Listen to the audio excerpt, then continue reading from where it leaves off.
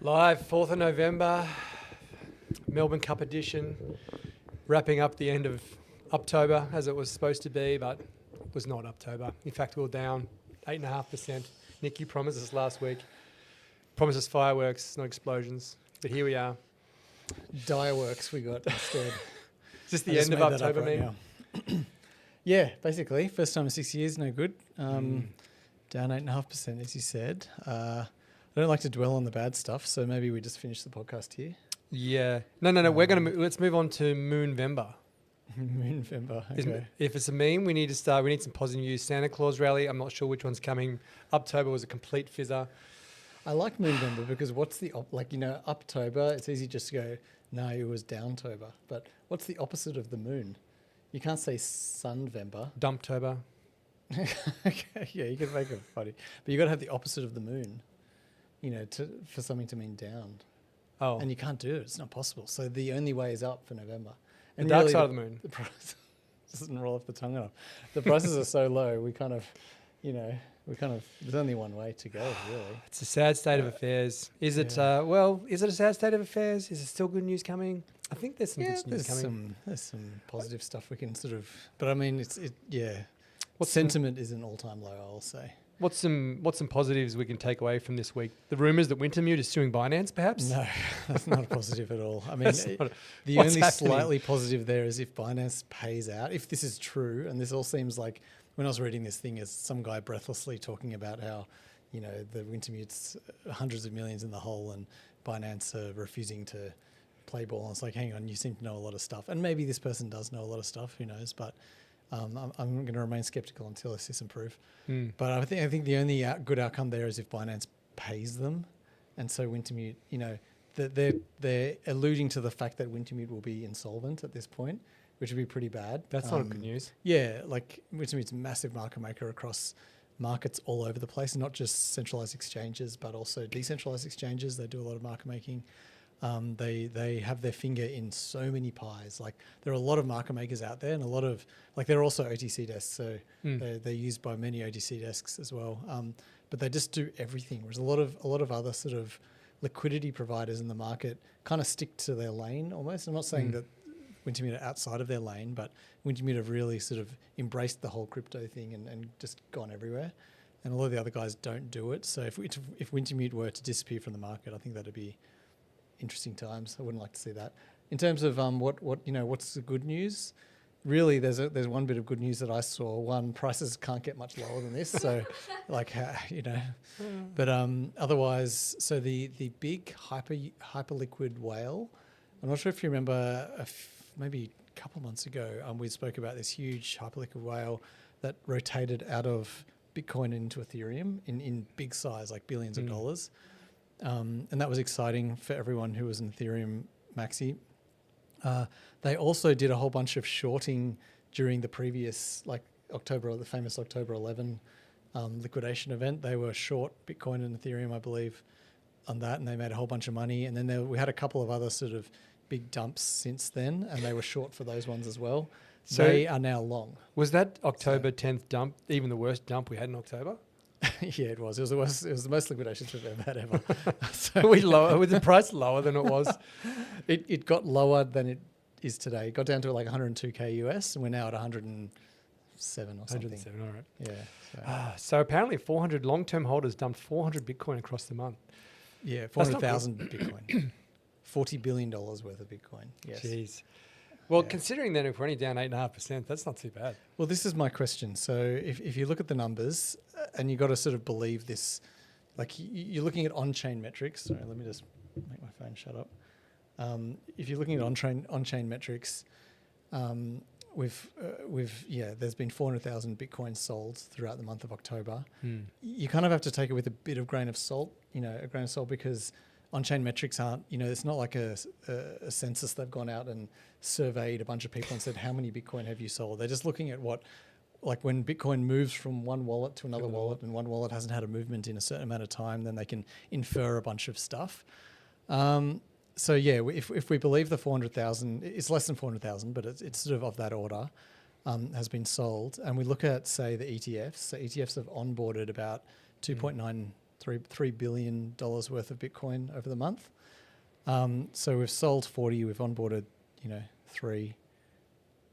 Who's absorbing that 30 something billion dollars worth of selling? Yeah. Like there's something, it's not retail. Someone's buying. Someone's buying. So Well, anyway. as they say, dips are for buying, not for crying. Did they do? Yeah. Did you just invent that? Because I like it, but I've never heard that before. Well, you could have gave me. I can't read your face with those glasses on, so I couldn't tell if you're impressed or not. No, I'm quite impressed that you were able to rhyme 2 words. But Right. it's something I haven't heard before. But I like it. Well, get in there, people. No, no, dude.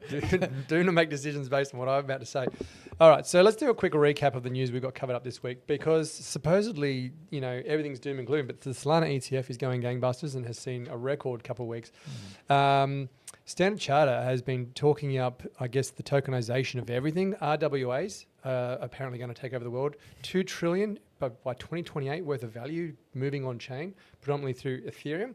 But of course, that all depends on whether the Clarity Act will get through or not. So we've been talking about the Clarity. Will the Democrats and the Republicans get together and make some magic happen? We don't know yet. But one good thing I can guarantee you is there is a guy from the Senate Agricultural Committee, and his name's John Boozman. So I just wanted to say John Boozman exists. Like, what are you guaranteeing here? He's got a good name. Okay. That is guaranteed. What he can do for us, I don't know. But he has a great name, so already he's done better for me. Balancing, someone's had fun this week with the titles. The balancers, so best well-known DeFi application balancer, it's not balancing. No. Damn.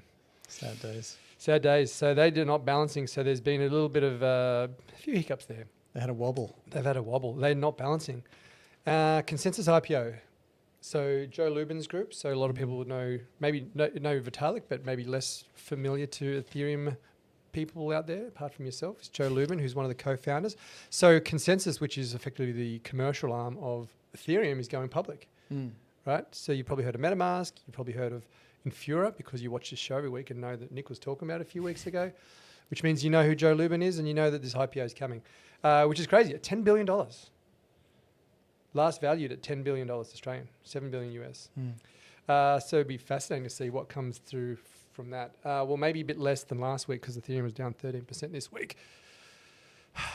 That's the news that's coming at you. But first, how's your week, Nick? How was my week? No, don't tell me about your week. Did you have a winner on the horses today? No, I didn't. I was my horse that I had picked out of the bag was, I think, $83 to 1. So it was, but I did get mentioned by the announcer twice during the race. So I count that as a win. The fact that my horse's name got mentioned. How about you? No, I won the sweepstakes, in the IR sweepstakes. I picked 2 relatively good horses, but they came nowhere near. Middling, would you say? Middling, very middling, yes. Yeah, and then I think one of them didn't even get called out at all. Valiant King, and he was like the shortest price one I had, and I didn't hear his name called the entire time. Yeah. So he was just genuine middle of the pack. Never exceeded. So the part I liked about our little sweepstakes we had in the office today. So everyone, $5 to get your little horse, your little ticket. Some people like me didn't have cash, so G, who was happily walking around, she very. Thanks to G for organising this whole thing. She was happy to accept Pay ID, so I just sent her some money, using the banking system. Believe it or not, we didn't use crypto. Next time maybe we'll do crypto, but yeah. Anyway, at the end of the race, she offered to pay the winner all of the money that was Pay ID to her, and they said, don't worry about it. So G just kept the winnings. I kept like $22. Hey, G. Yeah. Well, you know what else? G's got the lucky hand. G, the winner, the person who won was our CTO, and G was who drew his ticket for him. Mm. Yeah. And then you got to keep the winnings anyway. It seems so suspicious. Why Before Roman went on, he's like, pick a lucky one for me. And I'm like, okay. So G, why didn't you draw my horse? Yeah. Yeah, I should have. Well, you can't. Not everyone can win. Yeah, but G can. Yeah, that's true. She's totally rigged this thing. She profits from it. She knows who the winner is. G is made out like a bandit. You won, like you didn't even enter it and you won it. So there you go. So tell us, G, with the $22, which crypto are you going to buy? I guess obviously Bitcoin. Bitcoin. G's going to buy Bitcoin. It's a good idea. I pretty much only own Bitcoin and Solana. Bitcoin and Solana. Yeah. $20 worth of Bitcoin. Nice. Nice. So talking about that, we're thinking of like at some point doing a little sort of competition, and competition's a loose word for it, but in some form, maybe offering like $100 worth of some kind of crypto, doesn't matter which, doesn't have to be listed on Independent Reserve. And if you manage to guess the value of the crypto the week after, then you win it. So The winner wins $100 worth of whatever crypto they guessed. And, you know, if the crypto's gone to zero, well, no, I mean, the transaction, like one whatever random crypto is worth one whatever random crypto, you know, one Bitcoin's one Bitcoin. So it doesn't matter what the value is, if you're the closest to the pin, you win the crypto. So I mean, I don't know, we're going to trial it out, see if our viewership is interested, and you know, if it takes off, we'll continue. But Well, hopefully a few of us have joined today. I know it's Melbourne Cup Day and everyone's probably out Yeah. celebrating their wins. That's why we're here, because we didn't win. I'm surprised G here is because she did all the winning, yet you're still Yeah, here, that's G. right. So that gives us hope. If it was plebs. All right. News. We don't have, there's actually not a heap in the news this week. No, it's So I'm going to allow you full discretion to digress however you like, Nick. Wherever Alright. the mood takes you, okay.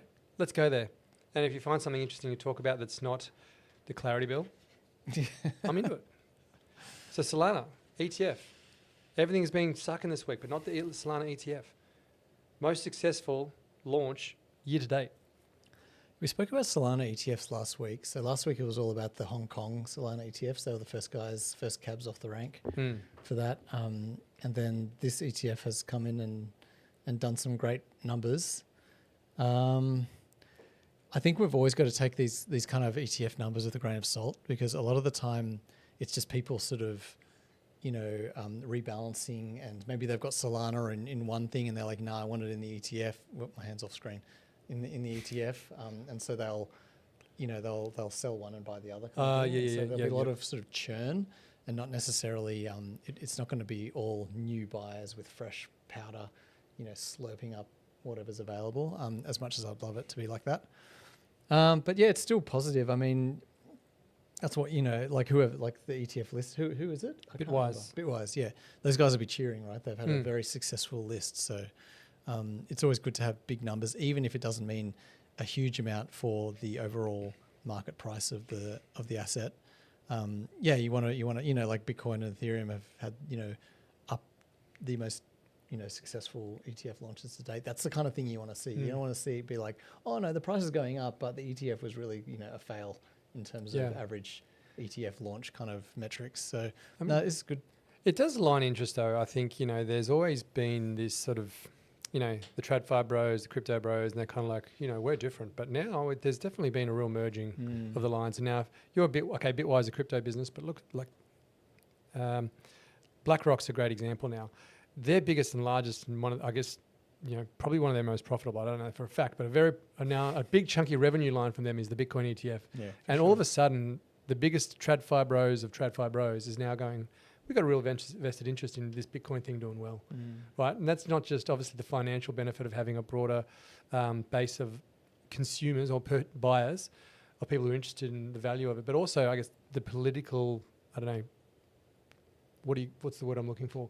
Like, there's a lot more interest for them, you know, behind the scenes going, well, this crypto thing's really good. We should be, you know, agitating for like positive legislation and positive environment for letting this thing succeed, which is literally how Trump got into office, right? Like, it's the playbook at the moment. It is interesting, like this merging. It's one of the things I love about crypto is how it changes and how you're constantly having to learn new things, and you never kind of just. It's not like you're working in a box factory and it's like, well, we know how to do boxes and we've done it this way for the last 73 years or whatever.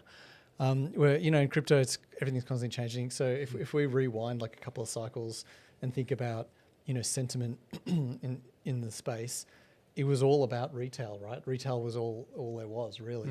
It was your cypherpunks who owned too much and who could dump the market at a whim, and the mums and dads in retail who were sitting there trying to get in on this new technology. Whereas these days you look at it and we've got this real sort of split in sentiment. So you've got like retail at the moment who is absolutely not happy, right? It's down in the dumps. Everyone's like, oh, this price is just, we're not going to see all-time highs again. Bull market's over, etc. But then you've got like the institutional side who are like, and the ETF side and the treasury company side who just keep buying and buying. And you've got these guys who, like as you say, this merging of TradFi, and they're not really worried about that stuff so much. They're just buying as is what's laid down in their exactly in the mandate or the strategy that the whatever the company's doing, like holders and so they're just sort of they're forever a bidder, forever a bidder on the asset. And I don't know, so like we've got to contend with this different landscape now. I find it quite interesting to see. There's been some developments. I had a chat last week. So we had Tim Bass in from Red Belly Networks, which is an Australian success story, which the more I hear about it, the more I'm just like, you know what, this is some really, really cool stuff. And behind the scenes, people don't realise just how much work has gone into laying the foundations, the pipe work, whatever analogy you want to use for like the infrastructure, the financial infrastructure. So they've got, and this is all sort of well documented, they've got stuff that they can't talk about. I don't think anything, I can mention the stuff they mentioned in the podcast. But like, for example, they're doing Project Acacia, which I don't know if you heard about it. It's basically, they've got about 24 pilots, of which large institutions. It's all about tokenization, which leads into what we're going to talk about next from Standard Charter, the tokenization of everything, which is going to be on blockchain rails, particularly Ethereum, I guess, and these other private networks. So I won't go into the details of what Red Belly is. You're just going to have to watch the next podcast when it comes out on 10th of November. Here's a shameless plug. But for example, the one of the examples that he spoke about on the show, which is a great example of what this can be, is all the banks, for example, in Australia, right? ANZ and NAB, they all may have their own, their own stable coin, right? And they want to settle with each other. So how are they going to do that? So these guys are in a pilot with the RBA, for example, to create a CBDC, which is purely a wholesale in-between sort of settlement layer between the banks. So right now, if you think about the billions and billions of dollars that are settled in a bank currently, there's a stack of reconciliation that's going on there. These guys are effectively going to have a tokenized version of that, which means there's going to be effectively a massive unlock in terms of the efficiency and speed at which these interbank billions are being settled, right?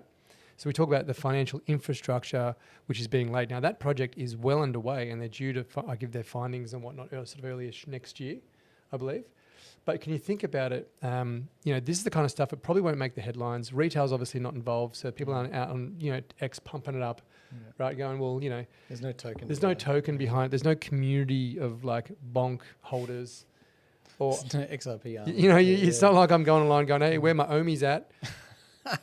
My ohmies have all disappeared, as we know, because along with my bags. If there are any ohmies out there, give me a shout. We might be the only ones left.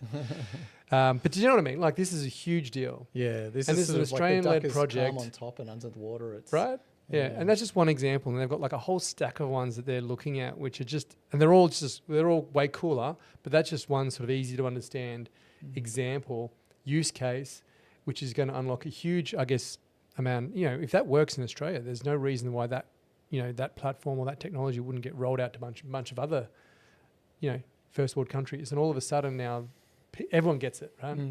At an institutional level, everyone's like, oh shit, this stuff's really cool. Shall we digress on the CBDC topic? Why not? Well, does this concern you from a privacy libertarian point of view, that this is kind of like it's sneaking in the back door? So yes, it's not a retail CBDC where the government's demanding that everyone uses Aussie coin or whatever to pay for goods and services and taxes and et cetera. But it's kind of like it's got its foot in the door. If it's like, okay, so we've got this CBDC, we've used it as a settlement remittance kind of layer, but like an interbank kind of Settlement. an interbank sort of asset to move between. And then, like, next minute, we're all getting told we can only spend $13 a week, and this is what we're allowed to buy. Yeah, that's truly terrifying. I think the idea of, and I think a lot of people have made this point. If we had a central bank CBDC, the first question is, well, who's programming it? And what happens if there's some kind of social credit score attached, like China? People talk about in China. Sorry, I don't actually know enough about the social credit score, but let's say, for example, there's some kind of social credit score attached or some kind of limitations. Imagine a world, right? It would be horrible. That's terrifying. Yeah. That is truly terrifying. I think and you'd love to think, but maybe history has shown that we're not that good at, we'd like to there's a tendency towards government organisations to try and control its people as opposed to just let them do what they want to do. It's truly terrifying that before, I guess they didn't really have the technology to do that so much. So you've always had cash. I mean, banks do it to an extent now, right? For sure. Right. If you have a bank account as of today and the bank decides, you know what, we're just going to lock your account down, like could already happen. So let me rephrase it, because we're like, CBDC will usher in this thing. It's like, well, hang on, that could happen today. We're already living with the possibility that could be a thing. Yeah. So are we overcooking the idea that like a central CBDC would be any worse than the current setup? Actually, maybe not. I guess so, but if they, if we take this to its logical conclusion and, and they outlaw cash and everything is electronic and it's using on a CBDC and it's sort of not using bank cash, I suppose. But then again, I guess if in a democracy, we have fully digressed here, but I think this is a fascinating concept. I mean, we do still live in a democracy, and if all of a sudden you had 10 million people who are like going, I don't like the fact that the CBDC is now controlling my, my paycheck. Surely, there would be a broad-based shift, a political movement, just of the freedom of money party might start up. Yeah, I would hope so. That's the best outcome, I think, if we can organise and vote in a party and it, Or Nick, everyone could just move to a Bitcoin standard tomorrow. Well, Bitcoin's not anonymous. So this will bring us to a point, one of our other stories talking, and you're right, it is a slow week this week. I think maybe everyone's just a bit down about the price action and things haven't been moving as quickly as usual. But this is one of our stories is about how, what's his name, Vitalik quoted a tweet. That's the whole story. But it is interesting. So it's been a red hot week. We're talking about Vitalik's tweet copying. Yeah, that's right.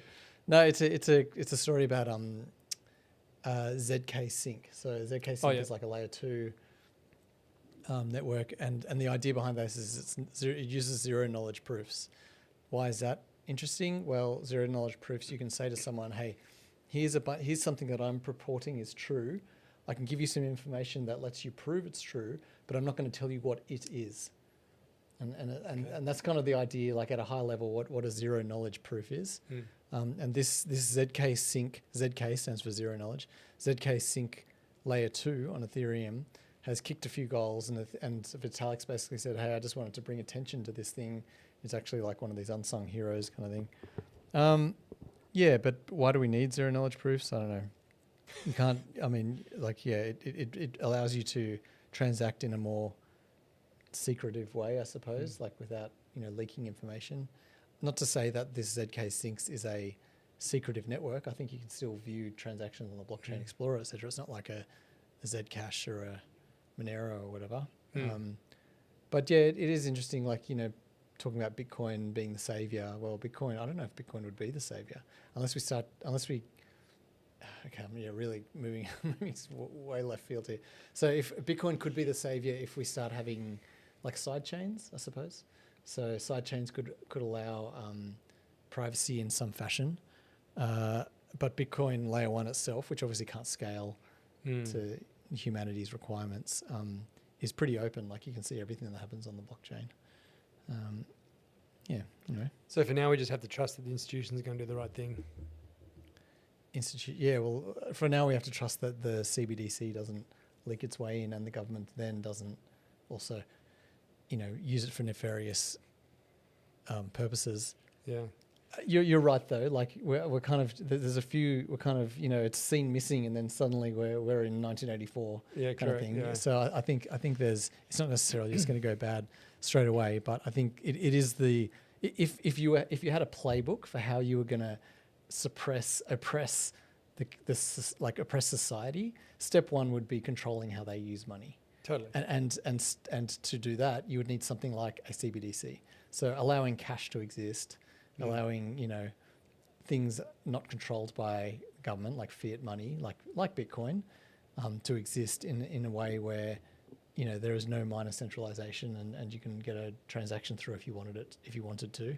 That could go against some kind of like government societal oppression regime. Anyway, We've gone big. We've gone big. Dark so quick.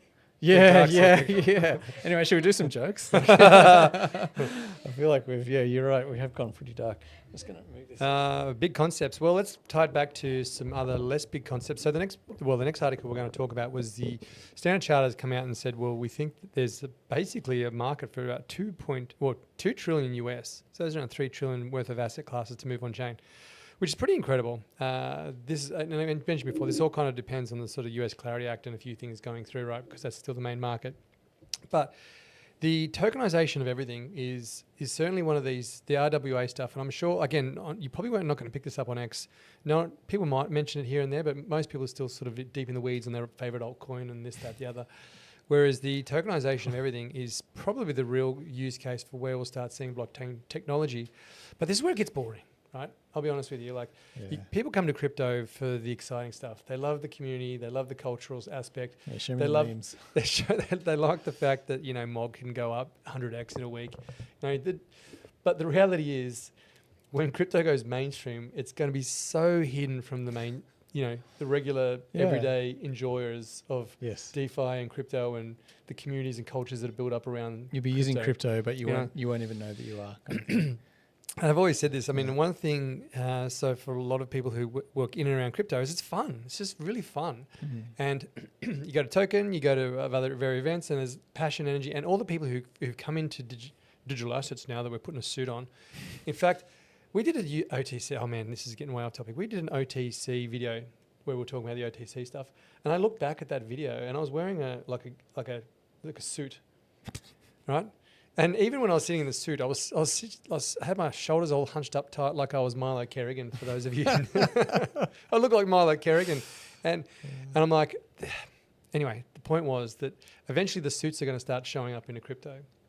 Yeah. And right now, like when you tell your mum, "Hey, I'm going to go work for a crypto exchange," she looked at you just like you said you're going to become a professional Pokemon collector, because it seems ridiculous to like. People who aren't in the space. But, slowly by slowly, the suits and the people who take it, it becomes less about culture, becomes more just a machine business, a bit less, which is sad, a bit less culture. And it's a bit sad in a way. Yeah. But inevitable. What's that? But it's inevitable. It's inevitable. If we want to succeed, if we want to become the future of France, we need to court the suits as much as the frogs. Yeah. And it's... Well, suits and the frogs. Yeah. Does that come from like a story? Well, the frogs, so one of the classic memes in crypto is that Pepe frog. Mm-hmm. So they're the frogs are like the degens, like of course. And the suits are the suits. Yeah, the suits. So the suits and the frogs, they're like the two. It's night and day. It's yin and yang. The frogs. Two sides of the same coin in the end, but yeah. Yeah, but you're right though. I guess a lot of people who are drawn to it. It's not just degens, right? There are a lot of people who are drawn because they're tech guys, and there's a libertarian aspect. In it for the tech. There are. That's another classic meme. Okay, I'm in it for the tech. But there's a lot of people who just got excited, and it's a bit like the Wild West, right? There is money to be made in being. People can see it's a new technology, and they're like, hey, if I can get in here, create a service, create a product, I can be at the front edge of like... So much opportunity. An opportunity. Yeah. It's the same reason. Why would you move from like the nice, the East Coast with lots of like Maryland lobster and all that kind of stuff? We should talk about why lobster got expensive, because crayfish was not always expensive. Well, I'm going there. Okay. Stay tuned. Yeah. But people went west. They went through the desert, and it was like... Are we talking about Australia or no, the US and the gold rush? Okay, good. So the gold rush drew people out there because the people wanted to find wealth, but nobody wanted to go to the desert. Yeah. Nobody wanted to travel through 3 months and lose children on the way. Mm. There was some genuine. I wouldn't mind. Yeah. Just kidding, kids. It wasn't like a plane ride where you're complaining because you had to sit there with no Wi-Fi for 6 hours. It took 3 months and people died on the way, right? You were committed to that lifestyle. Yeah. And I'm not saying Is this greed or is this? I is just this think truly a where there's search for- opportunity, people will take Yeah. risk. Yes. To pull it back to something, and I agree think with that. a crypto is digital assets. Now that we're being sensible adults, has been a bit like the Wild West, and that it drew people, into unfamiliar risk taker because people came to make their fortunes or whatever. And it drew some people too far. Just think of who was that guy who got the tattoo of the Terra Luna? Mike What's this? Novogratz. Novogratz, that's it. Yeah. He was like this, a big old suit and very serious man, and then he got sucked into the Terra Luna scam, and That's right. He got the and Terra got- Luna he tattoo got with tattooed. with the thing howling at it's the like moon. the wolf and the moon. Yeah. So I totally agree. I don't think my analogy was too off base. No, you're right. It's just human nature. But the tying this back and to the whole RWA thing, so the real world asset stuff, the tokenization, now distribution. I'll give you another great example. This is one that Tim went through me from Red Belly Networks. Say for example, trade finance right now. Trade finance. Long story short, I've got some goods that need to be delivered. I need to pay a bunch of suppliers, but there's a time gap between when I get when I get the goods, I need to pay them. And so what often people will do is they'll go and get trade finance from the bank, letter of credit, all these types of things, and then they will take on a short-term loan to, the bank assumes a bunch of this risk, right, while things are in transit. Now, a lot of those businesses, a lot of banks, that's a huge business for them. But like everything else, they don't give everyone trade finance, or it's expensive, right? Now, the tokenization of that would be a fascinating thing where I guess the details of both the supplier and the, and the purchaser are known, and you can sort of assess the, creditworthiness, or you can track the delivery of the goods or whatever through smart contract use. Now, all of a sudden, you can put that on effectively, banks don't control that whole process. You can tokenize that whole process, right? And all of a sudden now you've got access to people who want to invest in that can now have access to this tokenized product. So you've democratized the ability to invest in some of that trade finance business, whereas previously you couldn't really do it. You had to be a bank or someone like that to actually provide this. So you think about it as an individual, you go, well, let's say for example, you've worked hard, you're looking for retirement, and you've paid off your mortgage to a acceptable level and you want to start taking investment. Well, what are your options? Shares, property, crypto. But how about some of that short-term financing where instead of the banks charging 20% for a 30-day loan, I could maybe lend out to some good counterparties for a 20% short-term loan, and I can reallocate my capital. Right now, you can't do that. You can buy a bank and get indirect exposure to it, but what if you wanted to, have access to that market right now? Tokenization, RWAs provide a genuine opportunity for that type of investment to become available to, non-financial institutions. Can we talk about that? Get into the mechanics of that a little bit? No, Nick, no debate.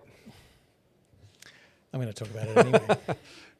Yes, please talk about it. Yeah, so I'm just trying to work this through my head. So I understand with the bank and trade finance, they can take some collateral, I assume, for a loan. So say they take, 50 grand or your house or something as collateral, and then they lend you out some amount and you get leveraged.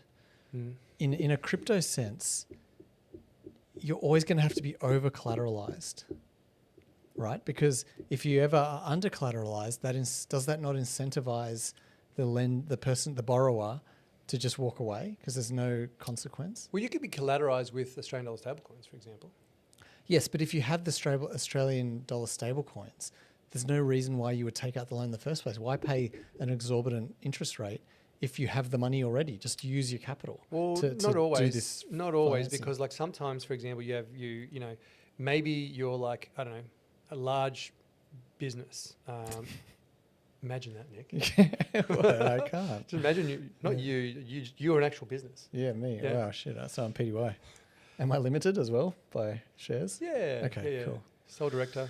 you know. Oh, so okay, I'm not limited. I am fully on the route. No, let's say, for example, like, you know, you're a manufacturing business or you're an energy business or something like that. So, and you, or even just a small business, and maybe you've got like $100,000 in the bank account, which you use, but you need $1 million short-term finance for a large piece of equipment that comes in. Yes. You're a farmer or someone like that. Yes, sure. Okay, Yep. you're a farmer. And you don't want to tie up $500,000 worth of capital in this trade. You'd rather just go, look, man, I got my operating expenses, I got cash. Let me just do the... Yes, but you're not collateralizing with $1.1 million. You're under collateralizing this loan, I assume. And the bank is going, look, I'll lend this to you because I know that worst case, I've got a piece of paper here that says that I've got an agreement with you and I can sue you for that. A, B, you've got other assets, like completely different asset classes that I can attack you for. Oh yeah, sure. Maybe but you shares can't or do something this that you want to... exactly. But you can't do that on chain. You the only way to do it on chain is to lock up over collateralization such that you have, you know, a margin and you can get margin calls on it when it gets too close to your value. In which case, why wouldn't you just, instead of paying a 20% or 30% interest on this? Well, what happens when those other assets are tokenized as well? Well, in that case, sure, maybe, and you have some kind of, you're allowed to like multi-collateralize a loan with, collateralize a loan with multiple different assets. Yeah. But I don't think we're there yet, are we? No. This I'm talking purely pie in the sky stuff here. This is all stuff that like it's. I'm selling the sizzle here. Because I think these projects are projects because they're not actually happening just yet. But we're on the verge of being able to, you know, genuinely look at having this stuff as an option, right? Yeah. But yes, there are still a lot of problems that will need to be resolved in all of this. This is not by any means like, hey, pin your ears back and 2026 we're going to be doing it. It could happen. Look, I don't know when. No, I hear you. I guess I'm just trying to understand, even in a future sense, how it would work, considering the requirement of over collateralization, which has sort of underpinned any kind of lend borrow market in crypto up until this point. You always have to over collateralize because the incentive is for the borrower. Like if they can walk away with more money than they have to pay back, that's what they're going to do. And you have to build a market, a platform that takes that into account and understands that this is a competitive, like an adversarial environment, and you're gonna, and you know, if you can lose, you will, kind of thing. And so, whereas in the real world, it doesn't quite work like that because you have real consequences. You can go to jail and things like that. You know what I mean? This would be definitely private permissioned blockchains that would be doing this type of stuff. So you're going to know exactly who both parties are. Yeah. And there's going to be legal tie-ins and KYC. This is not like an RWA. I guess like an RWA would be a good example of something where they just do it all right. But like everything then is like one for one. You default, you've got 100% crypto collateral or whatever to do it. Take what they need.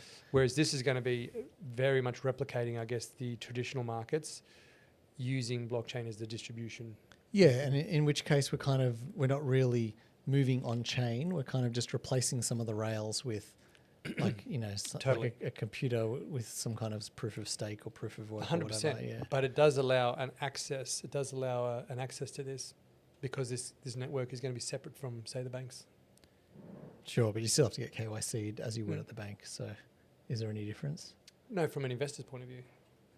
Right, so you can contribute, you can be a lender, you're saying? Yep. Yeah, okay.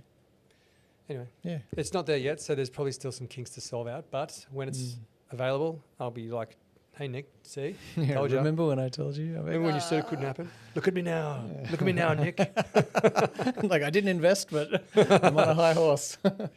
But you know what you should do is check out the podcast where Tim Bass, who knows this stuff much, much better than I do, talks about this in much more detail than I just gave you. In fact, I probably said a bunch of wrong things.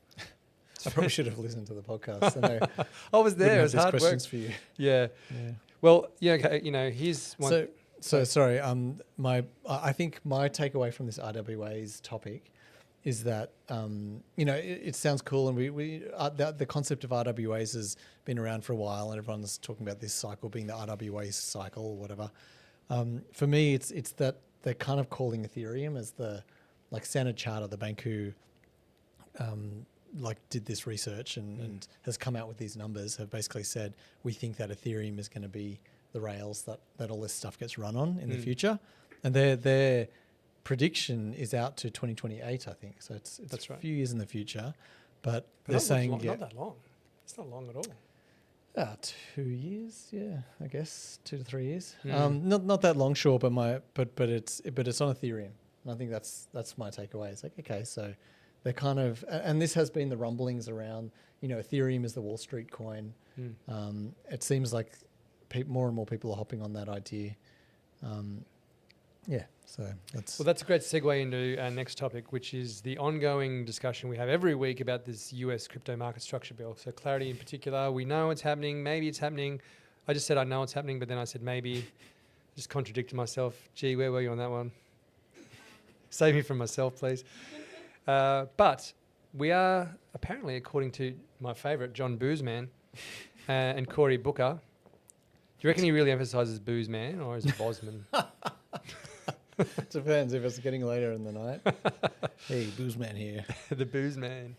He would have like a little pistol pump for sure. Yeah. So he reckons, this is his words, not mine, very, very soon. We're going to get it done this year. That guy's drunk. Booze man said. Yeah, and he's drunk. Yeah, So, how can you take his word for it? So anyway, this is really interesting because anyway, this has been a thread we've been running with for a number of weeks now. Would love to see this get done. So that Ethereum could be Wall Street coin. Well, I'd love to see it get done in the right way. What concerns me about this thing is I feel like there's sort of a bit of a lack of specific details. So I'm hearing, from Boozman and whoever else, we're getting there, we're getting close. We're like, we're almost, this bipartisan thing's going to come through. Everyone's going to vote for it. It's going to be sick. And it's like, okay, cool. But what are we getting? Like, are we getting everything in DeFi must be KYC'd? Which like we could get a bill here that's actually terrible for crypto. And that's true.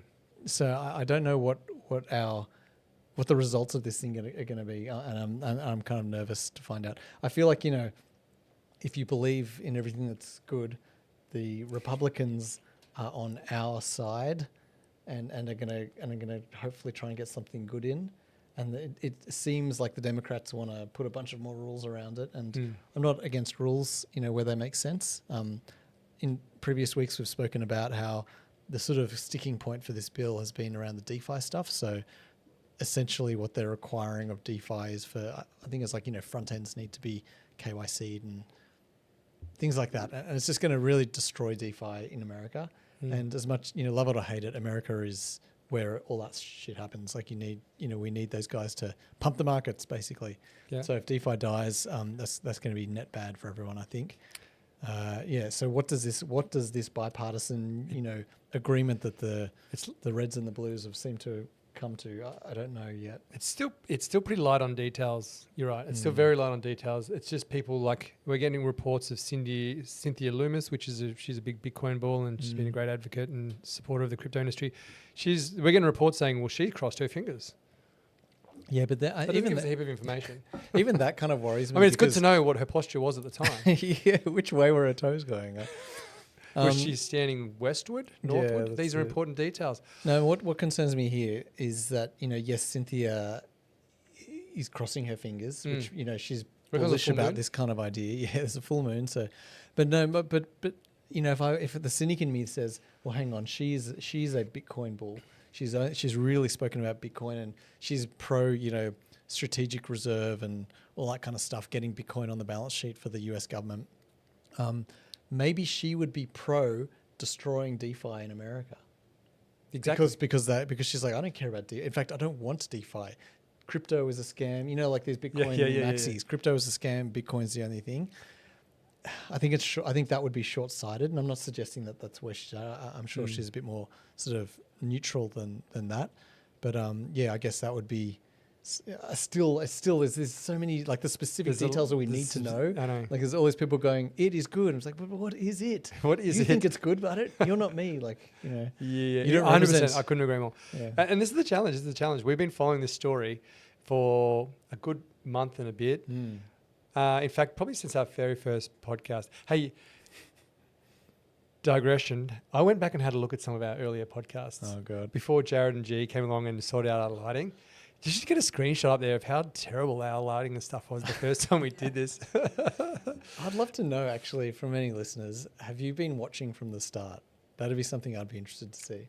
Like I would be too. I wonder if it's all sort of... We love Rob McGrath. I hope you're here because if Rob's not here, man, like... Yeah, who are we performing for?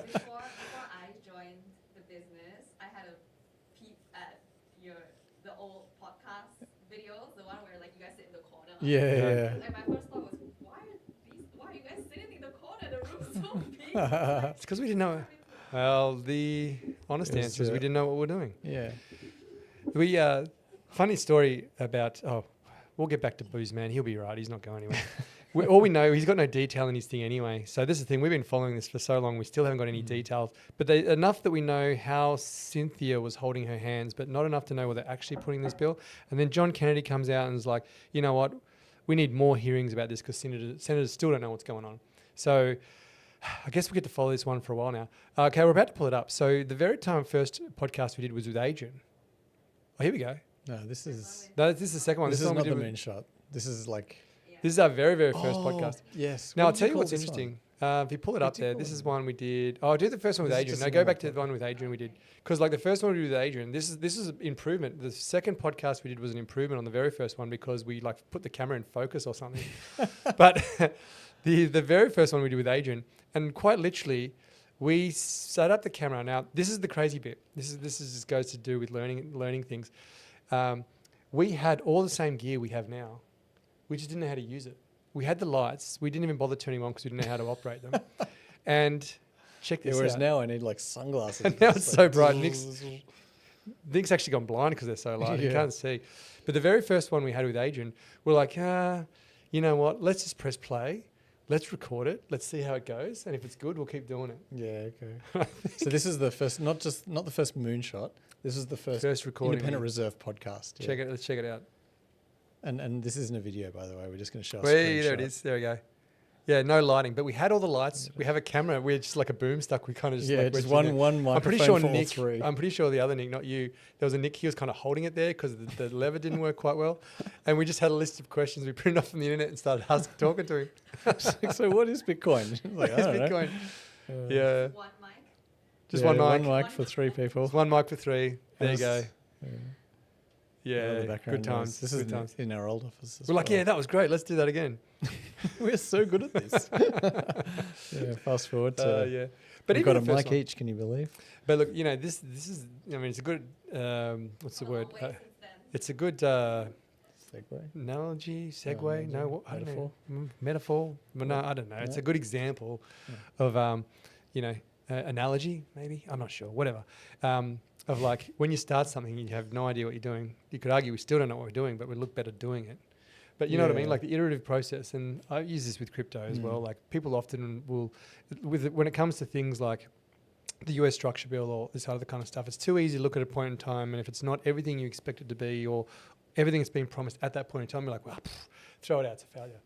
As opposed to going, no, you just have to start with like some crappy press play in the corner. We had the same camera that we had on that same day still. Yeah. You know, but you learn how to use stuff, you learn how to deploy it. I Hopefully think, get a bit better. Yeah, I think we've probably done ourselves well. The government's probably, have done itself a disservice in getting the the Genius Act, like organised so quickly, because that surprised me at how fast that got up onto got through the House, got through the Senate, and got popped in, and now everyone's sort of like, oh, this is how good it is. They're expecting this super speedy, agile process, and the reality is like 99% of the other acts and bills and stuff that get pushed through takes so much longer. And crypto is famously agile, right? Like it's so, you build and iterate and go again, and you don't have all these legacy kind of things holding you back, which the traditional finance and just general traditional business has, right? You work for any company, it takes months to get anything through if you're lucky, kind of thing. Whereas crypto, you can, wake up 3 days and you've got 3 new platforms that just come out of nowhere. So when Hyperliquid came out and everyone was raving about Hyperliquid, it was the biggest news in crypto for a period of time. And then all of a sudden, Binance was like, or CZ got mad about it because he was like just yelling from his prison cell, like, make this thing happen. And then Asta just pops up overnight. to be fair, Asta had been around for a while. Yeah, sorry to mess with your analogy. But it is like everyone. Yeah, no, I totally agree. They probably dumped 3x the amount of R&D into Asta the second Hyperliquid was doing pretty well, and made things happen because it's DeFi. Like you can spin up new contracts so quickly. Mm. And then things like Balancer, maybe we'll Great segue to segue. Balancer. Great segue. Things like Balancer can happen, and not to say that Balancer was spun up overnight. So for those who don't know, Balancer is like a one of the original AMMs, or like the automated market maker DeFi protocols. So you can sort of go on there and swap, you know, I don't know, Ethereum for Tether or something like that. You can do swaps on chain. So Balancer basically got hacked recently, like a day or two ago. Yeah. For big numbers, like 110 million US. This isn't the first time, unfortunately, that Balancer has experienced a hack before. So there's been 3 or 4 other sort of notable hacks in the past. But I guess the big difference here is that those 3 or 4 other hacks combined lost them about $10 million, whereas this is 110 million in one hack. So it's just an order of magnitude difference. It's a big deal. Come right at the time where, you know, the market's down and everything sucks. So it's sort of made the market go further down. As we discussed before, we're now at the bottom. It's not actually possible for it to go lower because the prices are basically zero. Balancer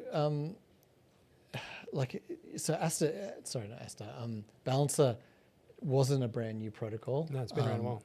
Yeah, and interestingly, it's one of their older contracts that got cracked. So I think they've got like a V3 pools, V4 maybe. I might be talking about RC here.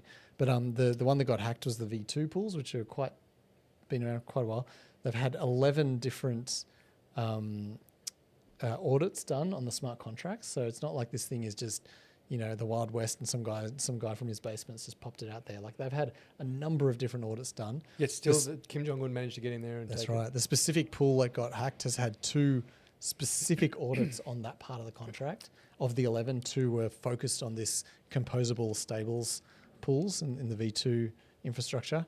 And so kind of that's a real almost a downer for me, because I'm like, man, if you can have like 11 audits, you know, 2 of which specifically focus on this pool that you've got, and it can still get hacked, what chances has anyone got to not get hacked? Like it's almost like everything's just open and just waiting to get wrecked. Yeah, it's funny, right? I mean, the North Koreans, if they wanted to go legit, they just had to become a security audit firm. They would dominate. Exactly, they're finding everything else. They're finding everything else. They can get through everything. I guess the crime is just more valuable to them. Oh, 100%. Like, so if you look at Balances, like they've got a bug bounty program, and they offer to a maximum of $1 million. And these guys just ran off with 110. They're like, why would I take $1 million when I can take it? And now Balancer have offered them, I think, 20% as a white hat thing. They're like, look, you keep 20%, you give us back the 80%, and we wash our hands of it, and you're good to go, kind of thing. And I mean, that's a good number, right? Like, if I was them, I would take the 20%, and then, not that I obviously would ever do hacking, illegal hacking, whatnot. Not because I don't have the skill. No, I don't have the skill. But you know, walking away with 20%. And it's like risk free. You don't have to worry about sitting there like trying to launder the money through. Yeah, but the North Koreans probably don't really care, right?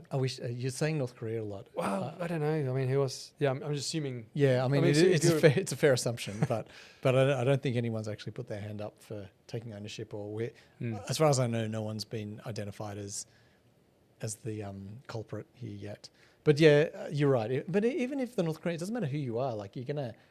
You know, you have to specifically in this hack. They took it was called the composable stables pool, because basically what it is a pool between 2 very similar cryptos. So, for example, USDC and USDT, or in this case, it was like Ethereum and staked Ethereum, or Ethereum and wrapped Ethereum, or wrapped Ethereum and staked. You know what I mean? Like they're all sort of basically the same price, and they were never going to really move. So these pools were engineered specifically such that you could have really low slippage when you're doing swaps, because the pool makes the assumption that these 2 aren't going to get out of whack. So these guys ran off with a bunch of Ethereum, a bunch of staked Ethereum, a bunch of wrapped Ethereum, a bunch of other staked Ethereum, et cetera, all sort of Ethereum-based tokens. You're going to have to like, how are you going to launder these? Like, even if you're North Korea, you can't sort of, you know, people are going to start locking addresses down, and you know, and it's very specifically in my mind not taken from, you know, USDC or USDT, because those guys will just blacklist addresses. and they'll say, look, oh, you've stolen it to there. Well, that stuff's now, you can't move that anymore Yeah. because they have control over their own token, their own contract. Yeah, that's interesting. And that would not be a bad outcome then. If that's the case, if it was just like, hey, I'm just stealing this to show you that you're not as full, it's like locked down as you think. Yeah. $20 million is a great little white hat bounty day. Exactly. Like take the money and then you get it. You can do whatever you want with it because you're the good guy now. You've given back most of the money. You've taken your fee. But otherwise they're going to have to figure out how to get this stuff out. And it's a double-edged sword too. And I'm getting back to this whole libertarian thing we were talking about before, but it's a double-edged sword in that, yes, these crypto protocols and contracts can lock down addresses and save money and stop people running away with a bunch of money. But the fact is they can lock down addresses and, now we're getting like, is this a CBDC or is this a cryptocurrency? But even less so because it's a commercial operator that's deciding what you're going to do with your money. Exactly. Yeah. So, yeah, I don't know. Well, it's just no good answers here. If they just gave it all back, that'd be nice. That's the good answer. Yeah. It's that's actually really interesting. I guess this is the challenge. I mean, there's never going to be maybe we're just under the false assumption that there is like a perfect solution. And, it's the real world. The real world is just always a compromise, a balance between. But we've got to strive for the right thing, right? Like we can't sit there and just give up. Although I do feel like giving up right now because prices are at the bottom. Price at the bottom. Yeah. I've been plumbing the lows in my own bags for like 4 years now. Okay, you're a veteran. So welcome to the club, Nick. It's time to bottom feed for the next 4 years. All right. And just mindlessly hope that all your tokens are going to pump. Okay. Even the dead projects. Bring in for lunch. I've just got like some bread and a bit of cheese. And that's all I can, just got maybe some baked beans every now and then. Oh, you could just have like a permanent fast. Permanent fast. You'll be so healthy at a cellular level. Yeah, that's right. But also dead. It's a small side effect. Small side effect. A few kilos lighter. All right, next one. Nick, you're going to you promised me flawless segues. Did I? No, you didn't. I lumped that assumption on you for your last segue. I was just like, you did it really well. It was a good segue. Yeah. What do we got now? Well, this one is okay. It's a bit of we're kind of segueing back to where we came from. Malaysia's tokenization roadmap. Yeah. Honestly, there's probably not too much to talk about on this one. Gee, you got some insights here. I think a lot of the sentiment from Malaysia's crypto community is very late on doing that. Not as late as some. Have you got a microphone, G, so people can hear you? Oh, actually, I don't. So I'll just have to raise my voice. Malaysia's tokenization roadmap. So, in case you couldn't hear G, because, your background's, you lived in Malaysia, so you know all about the Malaysians. She's sort of saying that the general vibe in Malaysia is that they're really late to the party. Yeah. So I guess they're overcompensating now by coming in real hard. Yeah. Like, when you come to a party and everyone's already 4 drinks deep, so you just go way too hard and overshoot, just end up drunk and dead before everyone else. Yeah. Malaysia's coming in hot. Yeah, I mean, honestly, I don't think they're late, really. Like, I'm guessing anyone who's coming in at this point in time, any country who's coming in at this point in time, the constituents are going to be like, oh, finally. But the reality is that's like, 140 other countries that still have made zero announcements about crypto and what their plans are. I mean, Malaysia's a huge population. Like it should be interesting to see how it happens. We're doing some stuff in Malaysia as well. Mm-hmm. That'll be really cool if it takes off. Yeah. It's interesting because this year, I think just last week, the ASEAN summit was held in Malaysia, and Trump dropped by to say hi. Did he tell everyone he was going to fire Gary Gensler? Because that's what and everyone in Malaysia went, Gary Gensler's getting fired. He's already. Hang on, is he already? Yeah. I'll fire him again. I'll bring him back just so I can fire him. It's like that RoboCop meme. I've never really thought about it. Like, it's like, you think you're having a bad day? This guy died, and they turn him into a robot to bring him back to work. Yeah. Gary Gensler, they're going to RoboCop him. Anyway, Malaysia's good on Malaysia. But this is like an announcement of an announcement kind of thing. I don't think there's anything to get too excited about here. Right. Hopefully they pull through, and I think if they really put the afterburners on and got some stuff done, they would beat a whole bunch of countries that have made announcements and still done nothing. You know what I mean? Yeah, I guess the roadmap itself is all about asset tokenization. Yeah. RWAs, I guess. Central banks launching a working group. Oh man, a working group. That means Means people having to think about it. It doesn't mean anything. Yeah, let's do a working group. Snooze fest. I always thought that, like, you know, there's always a bit of an insider joke when someone puts something to a working group or to a committee. It's just like their silent way of killing it. Yeah. You know what I mean? Like, Yeah, you know, yeah. I don't want to have to discuss this. How about we put a committee on it, and you can just guarantee it'll just be like some, you know, people just get in that committee. Yeah, Nothing will yeah. get decided. There'll be a bunch of talk fests, and it's like just No one will allow a ban slow anything. death without having to say, you know what, that's a Yeah. crap idea. Yeah. So, well, anyway, Malaysia. Hopefully not. Okay, the Tale of Two Systems again. This is just a China Hong Kong thing. So we know this. I think I've told you this story before. The example that's been given to me is that China, Hong Kong. You know, Hong Kong is effectively a testing ground, a test bed, like for China. Yes, for the Right. regulatory kind of stuff. Yeah. So it's kind of it's a test net. Sure. It's Uh, like the Litecoin to Bitcoin. yeah. It's people just having a, well, kinda, I guess. Tell me where the analogy's wrong. It's 100% right. I'm going to agree with you because I've got no reason. I haven't got any good arguments against it. Yeah. This should be a yes and kind of thing. Like whenever, if you suggest something, I'll go yes, and we should never block each other. That's just That's bad true. television, That's you know rule what I number mean? one. But I wasn't going to block you. I just kind of like I got stuck thinking about something I didn't really know that much about. Oh no. You just Yeah. throw me in the deep end. Well, I didn't throw you threw yourself in the I deep did. end. I'm sitting here trying to support you with a Bitcoin Litecoin. Yes, analogy. and I can't swim. So Yes, and I can't swim. Yes, and I'm clueless. and I don't know what I'm saying. Yeah. I was trying to think of something witty, but I had nothing come to mind. So I just looked at you. Come on, your turn. Well, I didn't. I stared at you, and all I saw was my reflection, which made it even more off-putting. Oh no. My beauty and your things. I was like, who is that guy? He looks clueless. He doesn't know what he's doing. What an idiot. Okay, Hong Kong, China. Okay, same, just different.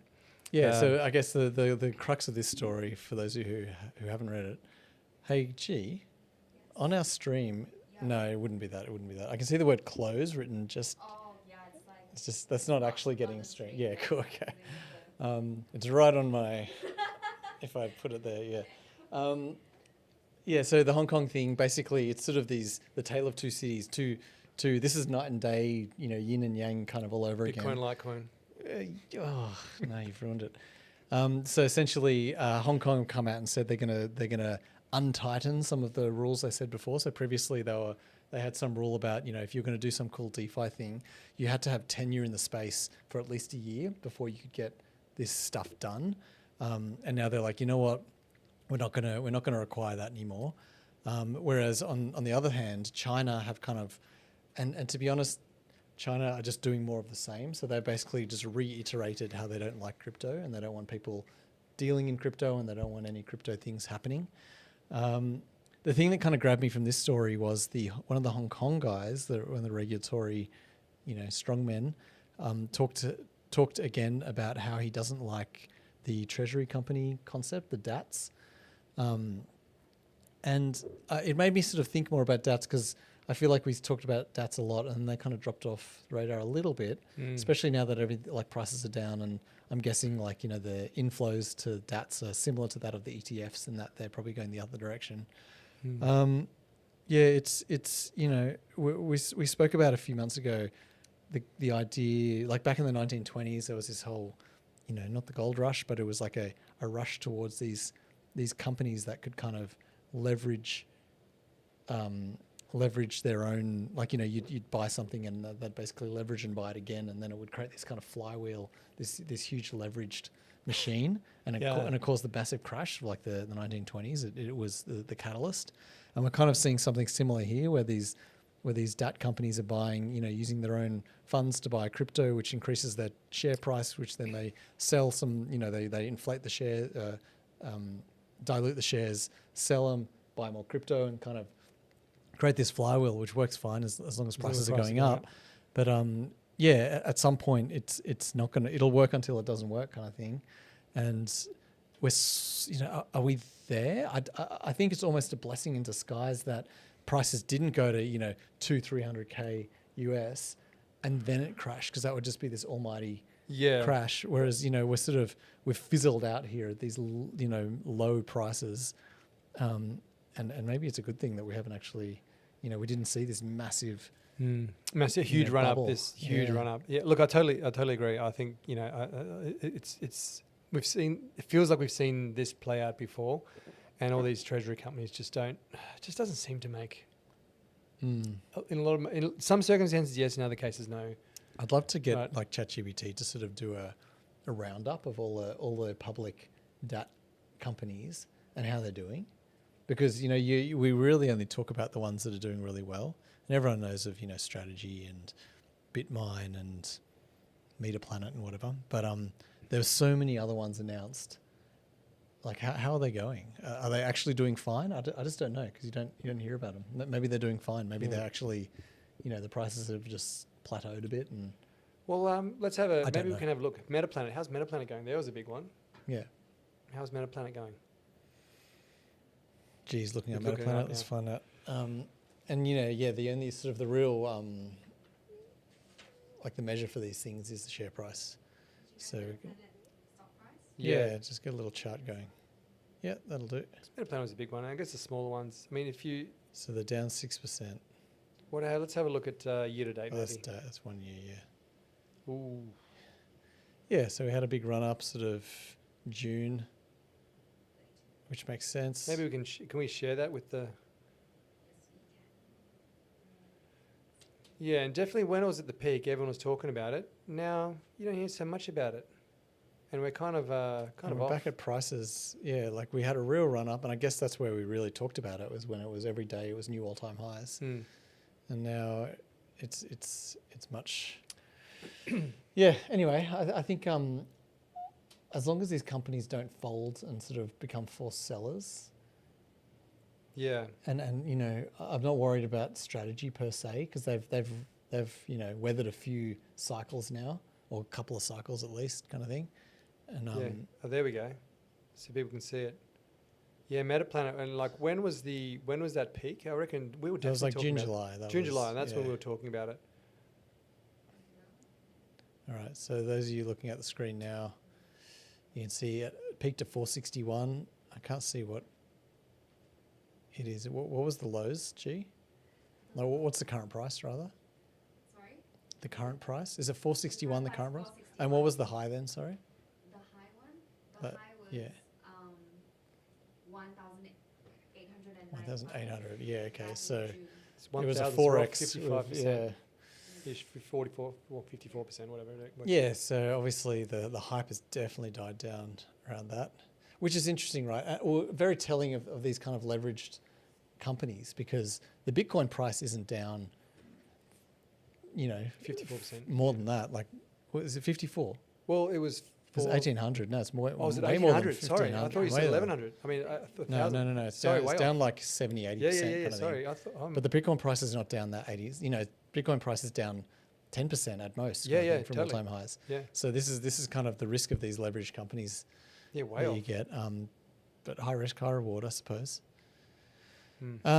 Anyway, that was a big digression. The guy in Hong Kong talked about his dislike for these treasury companies, and probably he's looking at the stats and going, "Wow, this is just like a leveraged, not a pon. I'm not going to say Ponzi, but like it's just a leveraged play. You play silly games, you get silly prizes, kind of thing, and maybe you get lucky." But this guy's obviously trying to look out for the investors and make sure that they're not just getting their life savings wrecked. Yep.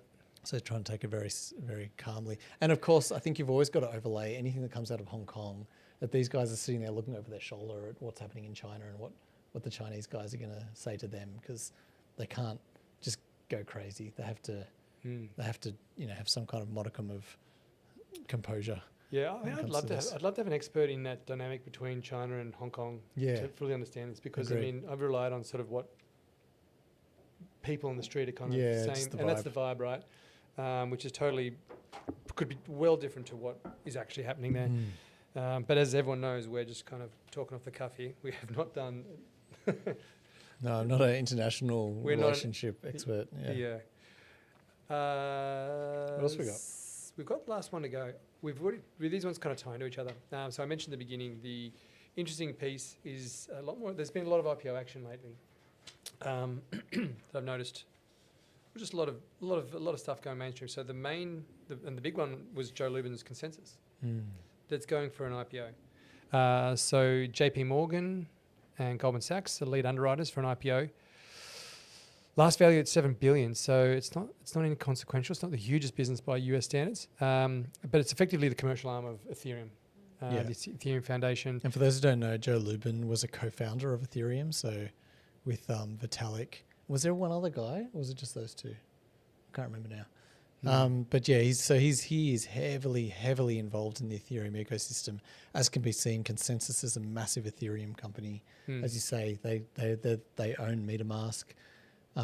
Consensus, they do those conferences as well, right? The Consensus. Yeah. They do the large huge conferences. They obviously Infura is this massive infrastructure sort of product that underwrite like works for a large percentage of Ethereum, and I think they do non-Ethereum stuff as well, possibly. Yep. No, not super down on Infura, but like they're a massive sort of infrastructure project that sits there and is like the picks and shovels and the rails of how Ethereum works. So MetaMask, for example, when it's trying to get prices, so you see you've got like 0.1 of Ethereum on your wallet, and it goes that's worth $600 or whatever. It will be using Infura to gather those kind of prices, to do any of that kind of blockchainy stuff where it goes, how much is this worth, or how do I, what's this wallet look like, and it kind of uses Infura to gather all those metrics and numbers. And so Consensus is this massive thing. If Consensus, for whatever reason, died in the ass, it'd be a big problem. But anyway, they're IPOing. Congrats to them. It's not something you just do overnight. These guys have obviously been working on that for quite a long time now. Yep. And it'd be fascinating to see what the valuation comes throughout. So the last valuation took place in 2022. So 3 years. Yeah, wow. 3 years of growth in crypto, which could be huge. I mean, to be honest, in Ethereum, it's probably pretty flat. Like if the price hasn't moved that far. Well, I guess based on their Ethereum value, but I guess the actual value of the business and everything now, there's probably a lot more MetaMask users than there were. Actually, I assume that. I'm guessing there are a lot more MetaMask users. No, there 100% would be. And the Infura. Like, and MetaMask has changed so much since back then as well. Like, you now do swaps on there. You can do, it's all like real cross-chain kind of stuff. Which reminds me, I need to log into my MetaMask. I've left it since like 4 years ago. Do you remember your password? You need a seed do you have phrase. your seed phrase? I kept it somewhere. Yeah. Somewhere. Yeah. I mean, if I were you, I probably wouldn't. I'd probably just leave that alone. You're probably disappointed. Or maybe you can get like a book of capital loss. What did you have in there, G? What was in your MetaMask from many years ago? Some Ethereum, and then Same price? Flat. I opened the MetaMask because of the NFT thing Oh, dear. years ago. Okay, capital loss. That's a good thing. Yeah, it's okay. You got a capital loss. That's nice. How many NFTs do you have, Nick? One. Just I one. only ever bought one, and like all the other ones, it went to zero. So, so it's capital loss. It's good. Yeah. I only have one. But when I bought it, I was like, I expect. Is it? Oh, because we had that photo. Was it that photo one? Oh, it's hidden in the corner. Yeah. Let's go dig it out. Maybe we can bring it out. Yeah, I got one NFT.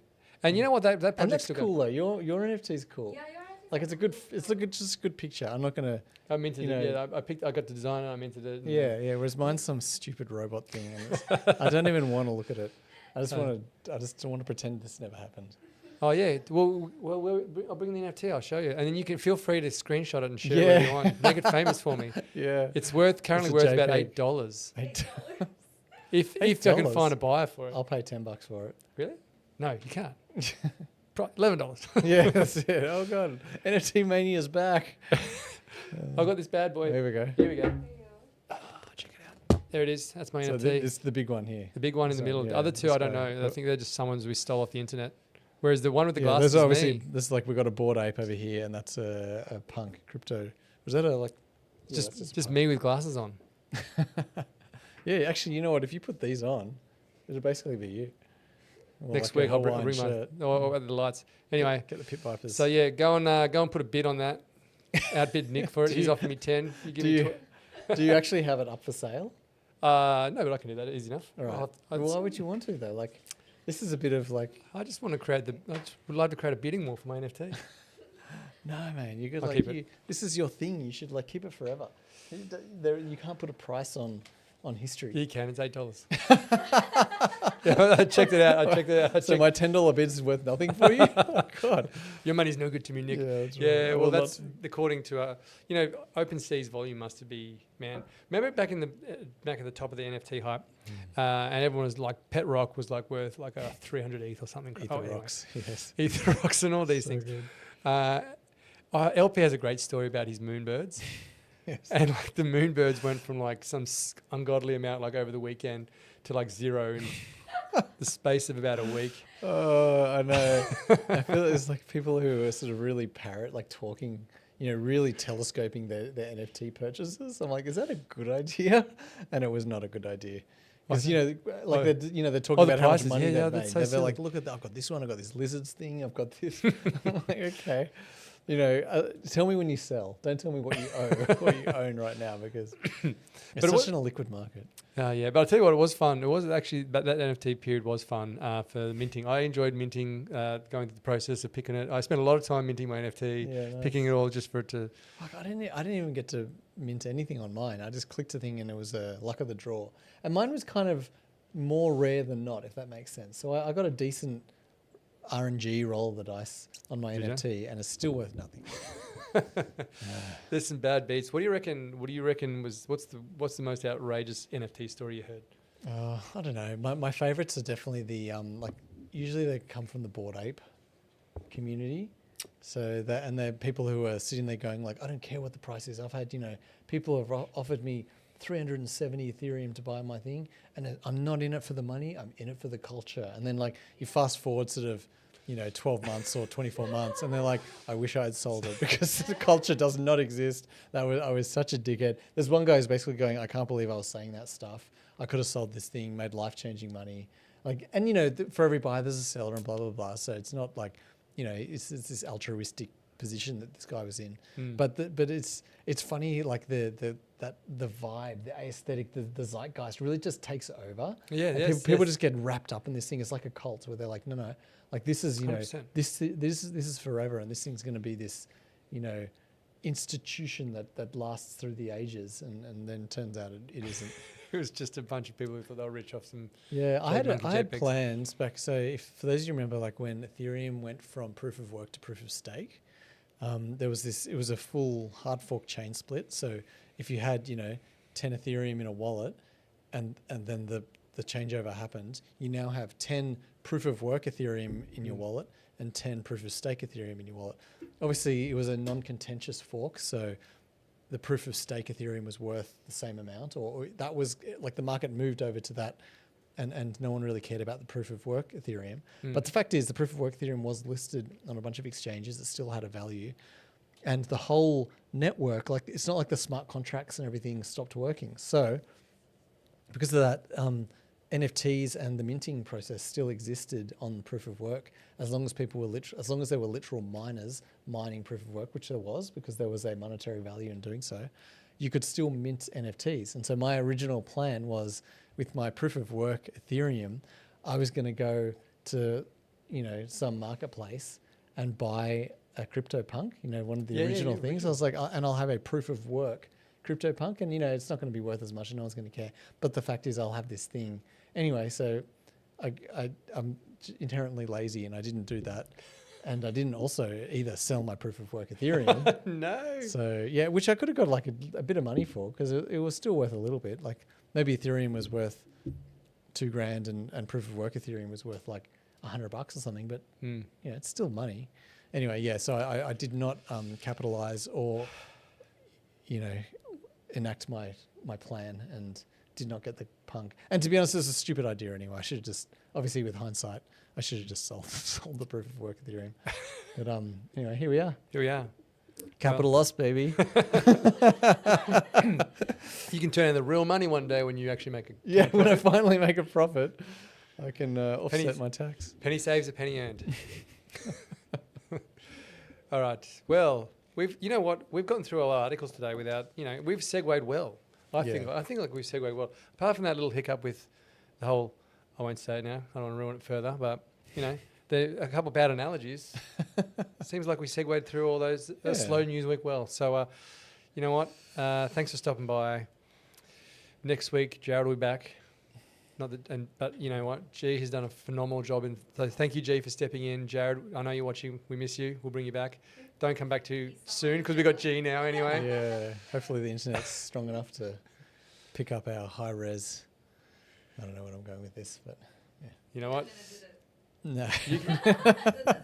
G, maybe you can clap us out, G. Oh, yeah. Yes. Good idea. All right, and Yeah, Bam. bam, that's a wrap. See you guys That's a wrap. next week. Oh wait, now we got to wait until it turns off. this We're is still here, awkward. G. Bye.